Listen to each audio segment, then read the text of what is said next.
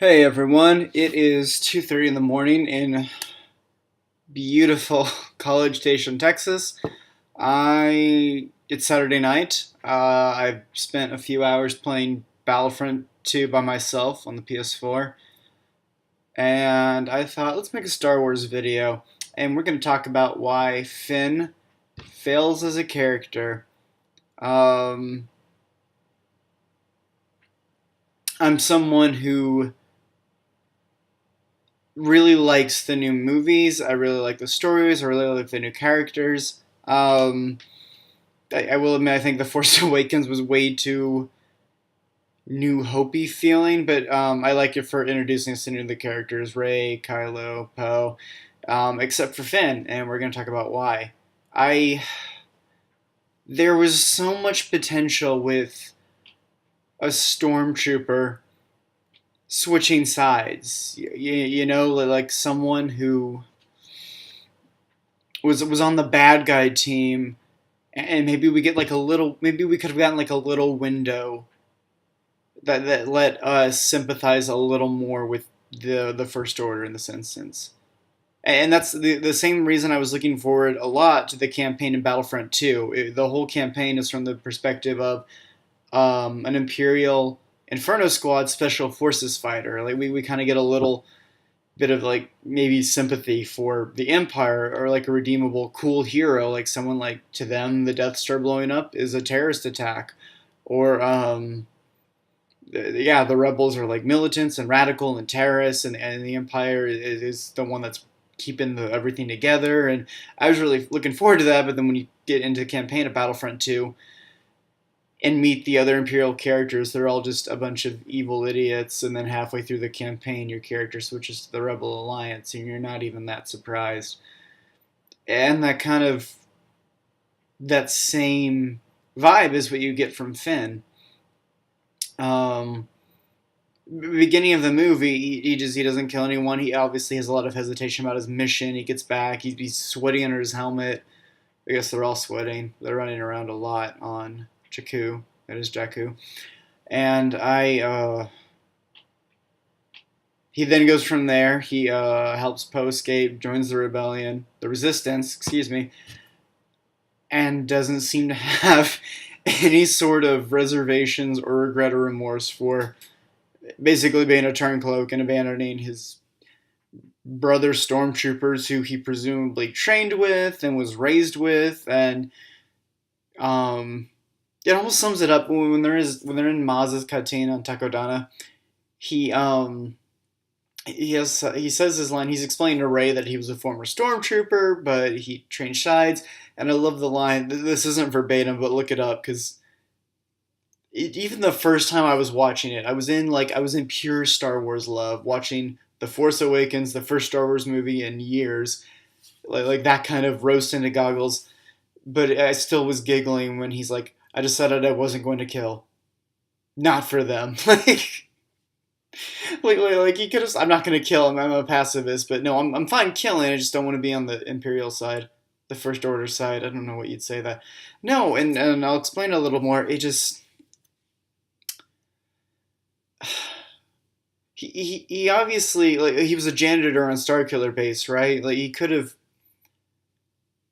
he hadn't seen a lot of action, and once he's on the Resistance side, he doesn't seem, sorry. He doesn't seem a little conflicted. Like, I feel like they could have done so much with that. Like have him maybe feel a little bad. Maybe he doesn't want to fight at all. Maybe he's not sure whose side he's on. Like maybe he has some kind of neural chip that all stormtroopers have, and in parts of The Force Awakens and The Last Jedi, he has to like fight to not hurt Rey or Poe or Rose or whatever. But that didn't happen. We see him for 5 minutes in his stormtrooper uniform in The Force Awakens. He goes to one battle, joins the Resistance, and then just is like 100% into it. No regrets, no remorse. He just kind of goes with it, and then all his decisions throughout the rest of the movie seem to be him thinking with his dick, trying to find Rey. And I don't know. Like I said, I think they could have done a lot more with that if of course, if I had been in charge of making The Force Awakens, I would have had Finn not switch sides until the end of the movie. And I wouldn't have had him be like a janitor or some like dopey just first day at work stormtrooper. I think it would have been way more interesting. You have this battle hardened, seasoned stormtrooper first order officer. He's been there a while. Maybe we get some hints about, and early on in his career he was bright-eyed, bushy-tailed, and ready to serve the first order. You have these resistance, I'm so sorry, ruffians, and you're part of the unit or the team that's helping to restore the galaxy to peace and prosperity with the First Order. And that's what he believes in the beginning of the career. And by the time we get to the assault on Jakku, where they're trying to find the map, he's been through so many battles, and he is worn down, and he's tired, and he has seen so many of the atrocities committed by the First Order, and is just so over their ideology and how they're going to get what they want, and maybe he's a little more woke at this point. Woke. It's 2018. I can say woke. That would have been really cool to see someone who's been there a while and has just had their morale chipped away, whose soul has died a little bit on every mission the Force Order has sent them on.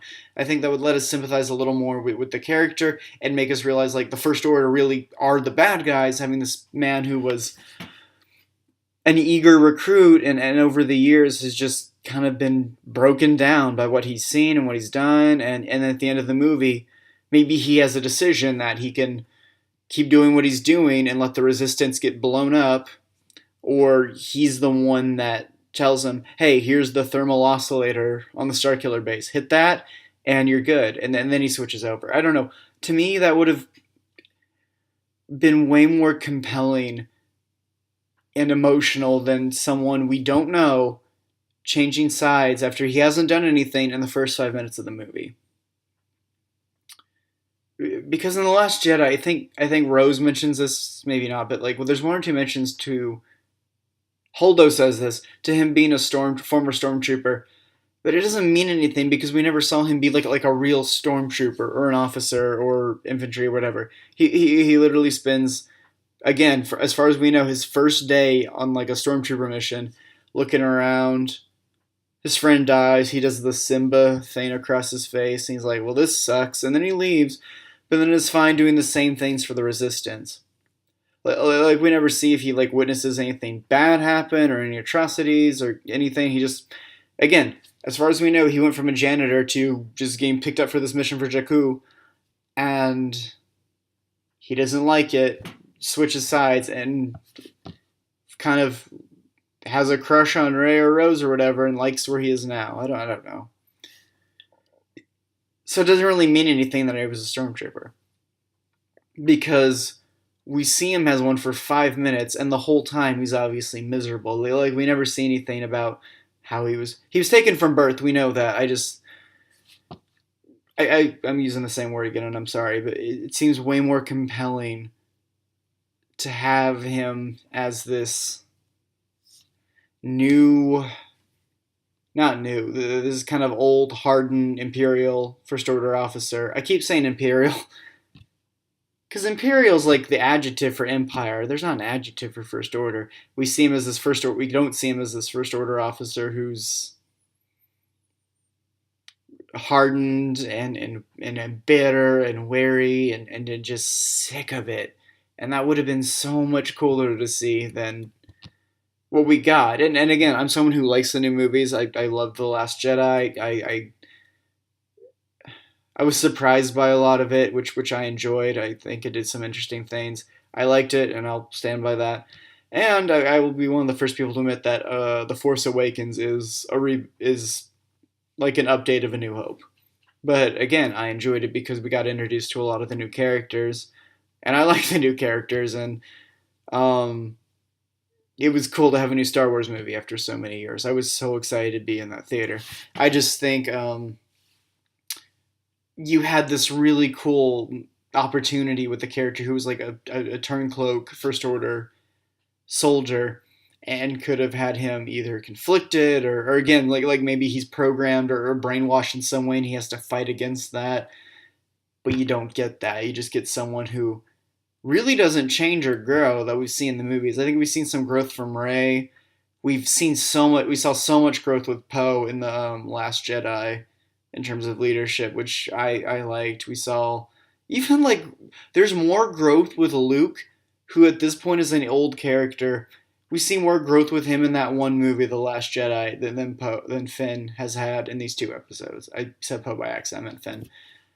And I'm pretty sure we know like episode 9 now, like Finn, nothing interesting is gonna happen.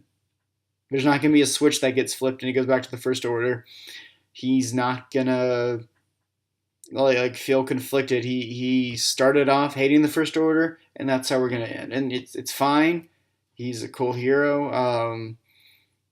You can play him in Battlefront 2. You can buy the action figures. I think John Boyega, he's giving it all he got with that American accent.